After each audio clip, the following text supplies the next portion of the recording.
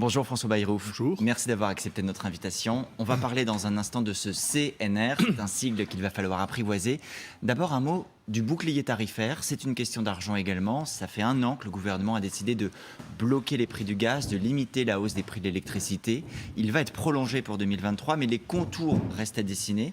De votre point de vue, est-ce qu'il faut continuer d'aider tous les Français ou est-ce qu'il faudra désormais cibler certaines catégories ?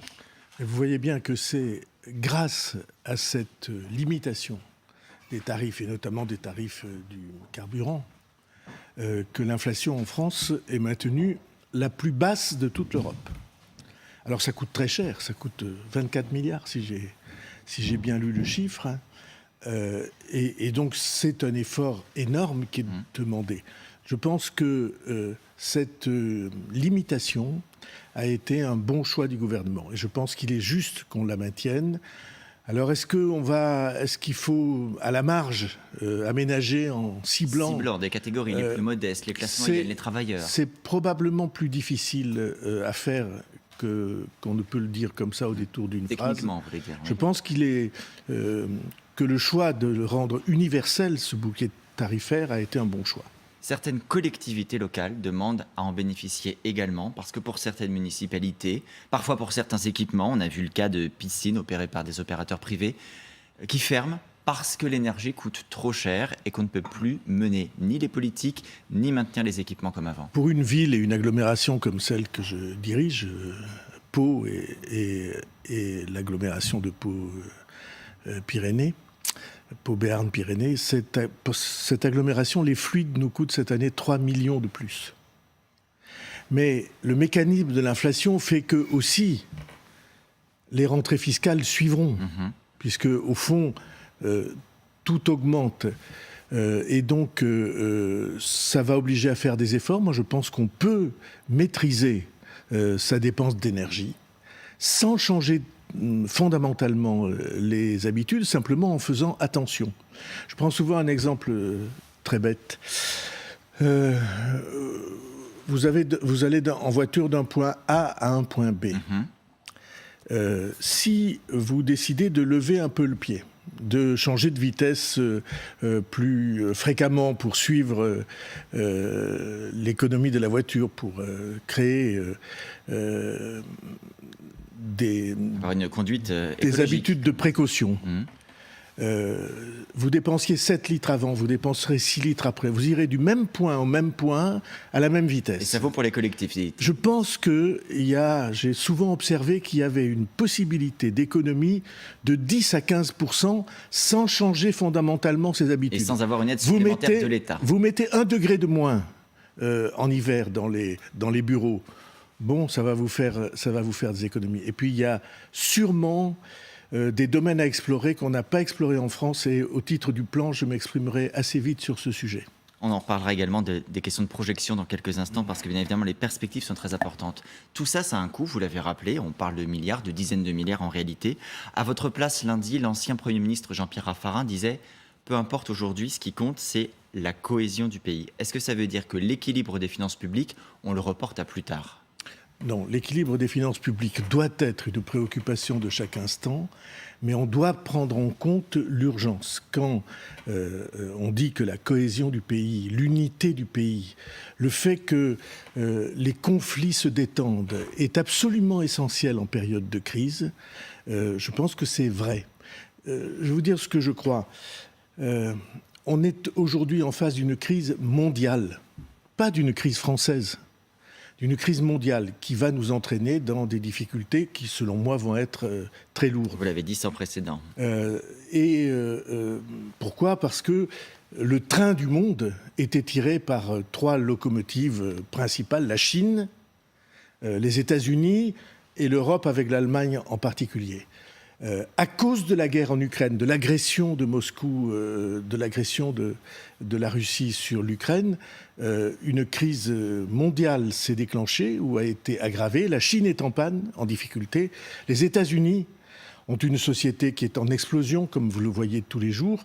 Et chez nous, en Europe, l'Allemagne est en difficulté à cause de sa dépendance au gaz russe. Et tout ça va s'enchaîner, s'emboîter. pour faire une crise. La France est un des pays les mieux placés, ou pourrait être un des pays les mieux placés. À condition de parce que savoir c'est un vérifier. pays très bien équipé, parce que nous avons beaucoup de chance, à condition de résoudre des questions qui sont pendantes et sur la table depuis longtemps. On a une crise de l'éducation nationale, on a une crise du rapport au travail, on a une crise probablement du rapport entre la société et son administration. Voilà 3 crises qui font que nous ne pouvons pas avoir le plein développement dont on a besoin. Ce sont ces crises-là profondes qu'il nous faut aujourd'hui résoudre. Alors venons-en, puisque justement le président emploie le mot de refondation. C'est un mot très important. Jeudi donc sera lancé demain le Conseil national de la refondation, mais avec beaucoup d'absents. Les oppositions ont choisi de boycotter pour la plupart. Elles dénoncent un bidule. Hier, l'ancien président François Hollande parlait même d'un machin. Comment faire la refondation dans ce contexte-là, avec ce démarrage-là ? Oh, c'est très simple. En France, il y a une tradition qui veut que ce soit la polémique, l'agressivité, l'injure qui domine les débats. Vous prenez l'Assemblée nationale. Si les Français entendaient ce qui se passe dans l'hémicycle de l'Assemblée nationale, ils ne l'entendent pas parce que vous coupez les micros. Enfin, vous... De manière à ce que ce soit audible, effectivement, les micros font surtout toutes entendre les les chaînes, propos de l'orateur. Toutes les chaînes, on devrait réfléchir à ça, n'est-ce pas ? Vous avez des débats qui sont devenus tellement violents et insupportables par les injures échangées que les chaînes de télévision, pour les retransmettre, sont obligées de couper les micros de l'hémicycle. Je pense d'ailleurs que les Français en apprendraient davantage si vous laissiez les micros ouverts. Une astuce, en se rendant dans l'hémicycle, et on peut y aller en tant que spectateur, on voit effectivement et on entend tout cela. Et donc, cette agressivité-là, qui fait que on est contre tout a priori, avant que ne soit lancé, on est contre. On considère que ça n'a pas de valeur. Alors, il faut essayer de comprendre ce que ça veut dire. Ça veut dire que les forces politiques, les partis politiques qui sont installés, représentés au Parlement, considèrent, à mon avis, ils se trompent, qu'ils doivent avoir le monopole de la représentation. C'est ce que dit le président du Sénat, dit il y a confusion des rôles. Eh La bien, loi, c'est au Parlement. Je pense que personne n'a jamais dit que le Conseil de la refondation allait faire la loi. La loi, c'est le Parlement, l'Assemblée nationale et le Sénat qui continueront à la voter, et c'est le gouvernement qui la proposera. C'est comme ça que toutes les démocraties marchent dans le monde. Mais il y a des millions de Français, et je crois l'immense majorité d'entre eux, qui sont préoccupés par cet avenir et par une question fondamentale. Quel est le modèle que nous construisons ? Mais vous l'avez dit par exemple à Édouard Philippe, même l'ancien Premier ministre a invoqué des motifs d'agenda. Avoir un agenda qui n'est pas en ligne avec les priorités du président de la République, c'est étonnant. Il avait des obligations de déplacement international et il sera là lors des prochaines rencontres.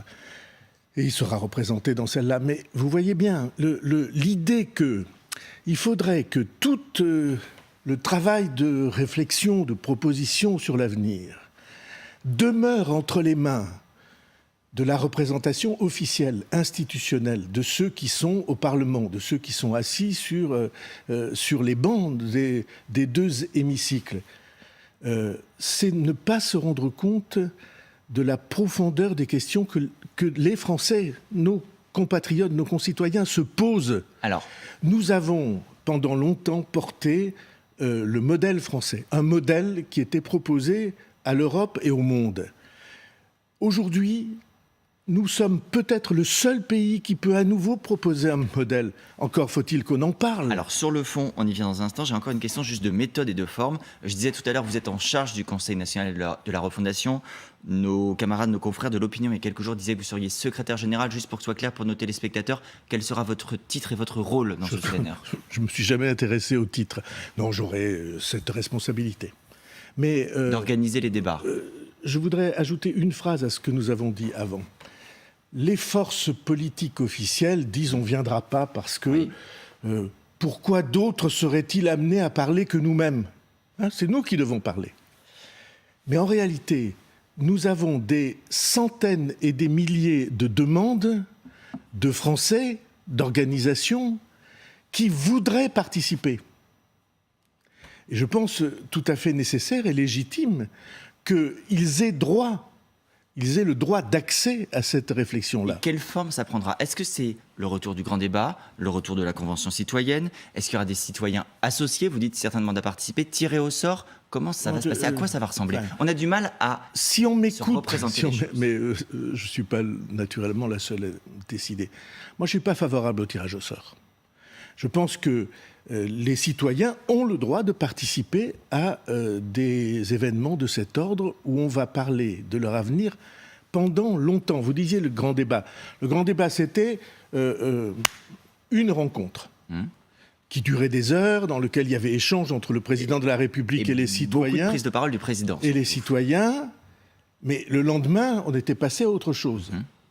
Ce que nous allons organiser là, le Conseil de la refondation, dans mon esprit et dans celui du président de la République, c'est pas du tout ça. C'est destiné à prendre le temps nécessaire pour conduire du constat à une idée de l'avenir. Donc c'est-à-dire qu'il ne faut pas être pressé pour voir des mesures issues du CNR. Je pense qu'il y a des textes de loi dans l'urgence, dont nous savons qu'ils vont être naturellement discutés, mais le Conseil national de la refondation, il s'intéresse au long terme. C'est pourquoi c'est très cohérent que ce soit le plan, la petite organisation, toute petite organisation du plan, qui en est la charge. Parce que le plan, comme le Conseil national de la refondation, ces questions sont: qu'allons-nous être dans 10 ans, 20 ans, 30 ans, donc 5 ans, 10 ans, 20 ans, 30 ans. Terre à terre, le CNR, pour bien comprendre François Bayrou, c'est pas la préparation des projets de loi pour la fin du quinquennat, c'est la France au-delà de 2027. Alors, il peut y avoir des projets de loi pour la fin du quinquennat, j'espère qu'il y en aura. Mais il y aura pas, c'est pas fait pour proposer un projet de loi pour octobre. C'est pas, on se réunit et ce soir, ce qui avait été décidé à l'avance est annoncé et la réflexion est finie. Il y a un besoin d'approfondir, de prendre son temps. Ce sont des questions très importantes et ce sont des questions civiques. Ce qui est en jeu, c'est notre vie pour les années qui viennent et nos raisons de vivre. Moi, je voudrais qu'on y ajoute ça. Nos raisons de vivre pour les années qui viennent. Qu'est-ce qu'on construit? Qu'est-ce que la France, si singulière dans le monde, qu'est-ce que la France construit pour l'avenir? Et ça, nous devons en discuter ensemble, y compris pour faire apparaître des questions qui jusqu'à maintenant n'apparaissaient pas. Je vous soumets une question qui n'est pas directement liée à ces enjeux, mais qui est très sensible. La question de la fin de vie. On a, selon certaines sources, compris qu'Emmanuel Macron voulait une loi sur le sujet et une large consultation. Est-ce que c'est un sujet sur lequel, de votre point de vue, il y a nécessité de bouger? Ou quelle est votre conviction? Comment il faut procéder? Moi, à titre personnel, pour le coup. Je pense que la loi Claes-Leonetti, adoptée à l'unanimité, avait fait progresser les choses. Est-ce qu'elle est appliquée? Je n'en suis pas certain. Et ceux qui l'ont écrite n'en sont pas certains non plus. Est-ce qu'on peut poser la question de la fin de vie? Il y a beaucoup de questions qui se posent à propos de la fin de vie, oui, mais c'est une réflexion éthique. Je ne suis pas sûr que ça soit directement le sujet du Conseil national de la refondation. Je pense que pour les questions éthiques qui engagent si profondément la conscience, qu'est-ce que chacun de nous voit dans les yeux de ceux qui sont en train de souffrir ou de partir?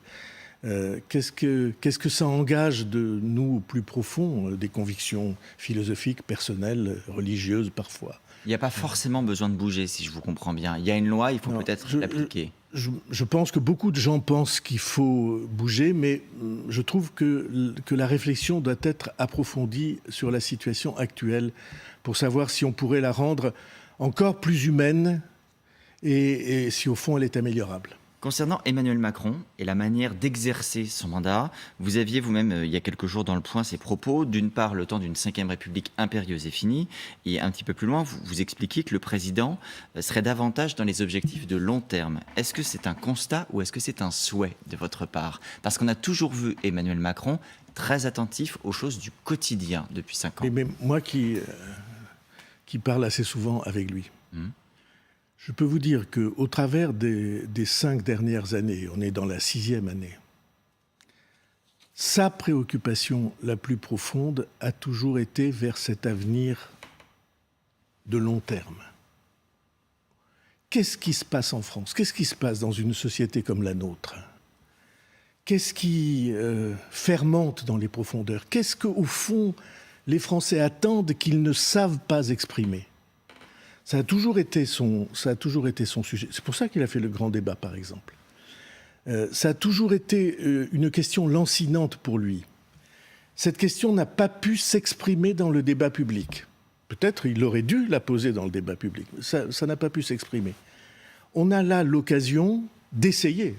Je dis essayer parce que je sais très bien, si j'ose dire, je suis payé pour savoir. Non, je ne suis pas payé, mais je suis suffisamment averti pour savoir que les forces qui refusent qu'on élargisse les questions aux citoyens, aux grands courants philosophiques et associatifs du pays, ces forces sont très puissantes. Donc c'est très difficile, mais je suis certain que c'est très nécessaire. Si vous regardez toutes les sociétés autour de nous, elles sont en crise. Pas au-dessus de la mêlée. Les citoyens s'exprimant sur ce qu'ils voudraient que leur monde national devienne. Comment vous ferez trancher ces questions, François Bayrou? Est-ce que, par exemple, le recours au référendum sera une possibilité pour décider des grandes orientations, voire des textes de loi, s'il le faut? Précisons les questions. Disons ce que nous avons à traiter comme question. Ouvrons des pistes. Après, il y a tout le jeu institutionnel. Il y a le Parlement, et Dieu sait que ça n'est pas fait, le Conseil de la refondation, pour remplacer ou se substituer au Parlement. Donc c'est votre réponse à Gérard Larcher, on l'a bien compris, pour le rassurer. Manière, je ne l'aurais pas accepté. Je suis un défenseur du Parlement. Ça, c'est la première chose. Et puis, il y a des débats plus profonds, et parfois, il peut arriver que ces débats doivent être tranchés par référendum. Il y a une question, François Bayrou, qui est à la fois une question d'actualité d'urgence et de long terme. C'est bien la question des retraites. Le président de la République a fait une promesse, mener une réforme. Il y a beaucoup de contestations, autant dire tous les syndicats y sont opposés pour le moment. Est-ce que de votre point de vue, il faut faire cette réforme? Pour faire quoi et à quelle échéance? Je pense qu'il est impossible de ne pas traiter la question des retraites. S'il y a des responsables publics qui pensent qu'il suffit de ne rien faire, alors c'est qu'ils ne regardent pas la réalité et qu'ils ne regardent pas les chiffres. De quoi sommes-nous menacés en réalité? À terme de quelques années, on est menacé qu'on ne puisse plus payer les pensions. C'est ça la vraie difficulté, la vraie menace, le vrai risque. Est-ce qu'on peut accepter une perspective comme ça? Non. On ne peut pas l'accepter. Il faut donc prendre à l'avance les précautions nécessaires pour que tout ceci s'organise. Après tout, il y a eu un texte, Marisol Touraine a fait une réforme qui prévoit l'allongement de la durée de cotisation. Heureusement qu'elle l'a fait. Le président parlait de l'âge légal. Heureusement qu'elle l'a fait. Et donc, et on pourrait imaginer que ces adaptations continuent au travers du temps. Donc vous, par exemple, j'explique pour nos téléspectateurs, Emmanuel Macron a dit qu'il allait repousser l'âge légal à 64 ou 65 ans. Marisol Touraine, progressivement. Elle avait allongé la durée de cotisation. Ce qui est en fait la même chose. Alors, pour les syndicats, non, parce que la CFDT vous dirait, si on veut pinailler sur les détails... Vous voyez bien que... Mais qu'est-ce que vous proposez? Est-ce que vous dites... Si on regarde ça... arrêtons-nous, Adrien Jeanne, une seconde. Si on regarde les deux options que vous avez présentées, du point de vue d'une jeune fille ou d'un jeune garçon qui a 23 ans, qui est à l'université, qui va entrer dans la vie active à 24 ou 25 ans, si tout va bien. En réalité, c'est la même chose. Allonger la durée de cotisation et déplacer l'âge légal, vous conviendrez que c'est exactement la même chose. Donc ces adaptations qui ont commencé il y a longtemps, qui ont commencé il y a plus de 20 ans, ces adaptations, elles sont nécessaires. Elles vont passer au crible de la concertation. À quelle échéance, juste pour finir sur les retraites, on doit faire cette réforme? À un moment, Emmanuel Macron avait dit pour l'été 2023, ça paraît compromis. Je pense que le gouvernement a l'intention d'assumer cette responsabilité suffisamment rapidement pour que ce soit efficace. Suffisamment rapidement, c'est? Je pense que ça va commencer la réflexion sur ce sujet, pas la réflexion, la mise en ordre de ce sujet dans l'esprit du gouvernement doit venir assez vite. Je voudrais terminer, François Bayrou, sur un mot de l'Ukraine et de la Russie. On y a fait allusion tout à l'heure. Il y a depuis plusieurs jours un débat porté par l'opposition sur l'efficacité des sanctions, le risque qu'elles soient plus dures pour nous à supporter qu'en réalité pour Vladimir Poutine. Et à l'instant, pendant que nous étions en train de nous entretenir, Vladimir Poutine estime, je cite, que les sanctions contre la Russie menacent le monde entier et qu'il est impossible d'isoler la Russie. Quel commentaire cela vous inspire ? Si les sanctions étaient inefficaces, comme l'opposition le dit, est-ce que Vladimir Poutine chercherait des mesures de rétorsion, comme couper le gaz par exemple? Si les sanctions étaient inefficaces. Donc il faut les maintenir. Il y a des gens qui disent mais en réalité, ils s'en tirent très bien sans ça, le rouble. La vérité est qu'évidemment, ces sanctions sont dures. Et pourquoi sont-elles dures ? Parce que ce qu'a fait Vladimir Poutine est inacceptable. Dans l'histoire du XXe et du XXIe siècle, nous avons connu le drame suprême de la guerre de 40 à cause d'annexion de cet homme. Et elle ne nous menace pas, comme le dit Vladimir l'offensive. Poutine. Il dit qu'elle menace le monde entier pour le coup. Oui, ça signifie en effet qu'il va faire peser des menaces sur le monde entier. Et il faudra y résister. Et il faut y résister avec suffisamment d'imagination pour partager la charge avec nos voisins et pour améliorer la situation relative de la France dans cette circonstance historique. Merci beaucoup François Bayrou d'être venu à la veille du lancement du Conseil national de la refondation par Emmanuel Macron. On aura l'occasion d'en reparler sur LCI.